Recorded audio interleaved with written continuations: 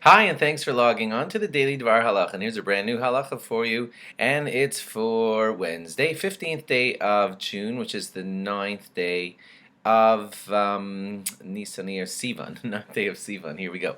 I want to continue in the afterglow of Shavuos, just a couple of more laws about how we honor Torah in different ways in and around the shul. Just randomly, here go a bunch of them. Do you know that when the Torah is picked up, for Hagbah, the Torah is shown to all the people in the shul, and then of course comes the mitzvah of Galila, where someone helps the person who did Hagbah wrap up the Torah. Now sometimes it happens during Hagbah that one of a piece of the parchment kind of hangs down, and as they're rolling together the Torah, that piece of the parchment needs to be lifted up just so that it comes up to where all the rollers are, and then you can roll it. Well, to put your hand right on the parchment, especially right where the writing is, would be considered not honorable to the Torah, because to put your bare hands right onto the parchment that's one of the ways that would be considered dishonoring the Torah. So in order to honor it, we try to touch it only by way of something special, like hold a talus in your hand and have your hand touch the talus, which then touches the Torah, but not to put your bare hand like right on the writing of the Torah. That's one of the ways. Tell you another one that you could call honoring the Torah, just taking good care of a Torah. When the person is about to lift up the Torah for a Hagbah, when he lifts it up, he's going to hold it out to show to everybody, and it's best that he has a seam. You'll see that there are seams that attach all the pieces of the parts, and it's best to have a seamed area in the middle where you're lifting it, so that if God forbid there's going to be a tear, the tear will be along the seam and not along straight out on one of the parchments, which would ruin that parchment.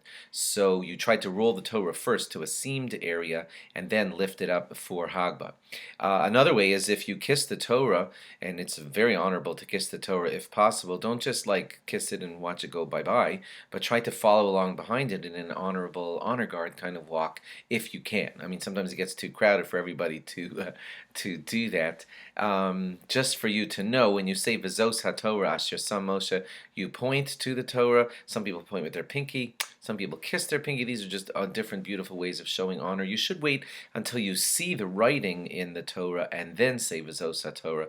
Not just look at the back of the parchment and say it, but when you see the writing, then you say V'zos HaTorah. Another way that we honor the Torah is that we don't walk out in the middle of the Torah reading. And we try not to walk out at all until all of the aliyahs are finished. Even walking out in between aliyahs, we would only do if we were desperate. But basically, we stay inside for the whole Torah reading. That's another way that we honor the Torah. Of course, another way is that we don't hold any conversations during the reading of the Torah. And you shouldn't even converse with someone between the aliyahs, which they call being gavra legavra, between one man and another. It's best to be silent, and that's another way that we honor the Torah. If you need to take off your tefillin, it's considered not honorable to take off your tefillin in front of the Torah, so that too should be at best delayed until after the Torah is put away in the Aron Kodesh. No one should be given the impression of I'm out of here, while the Torah is there. So leave your tefillin on and don't be taking them off in front of the presence of the Torah. Those are some of the ways, just randomly off the top of my head, that we try to honor a Torah. Maybe tomorrow I'll squeeze out a couple more if I can find you some. Thanks for logging on. Log on again tomorrow for more. Bye-bye.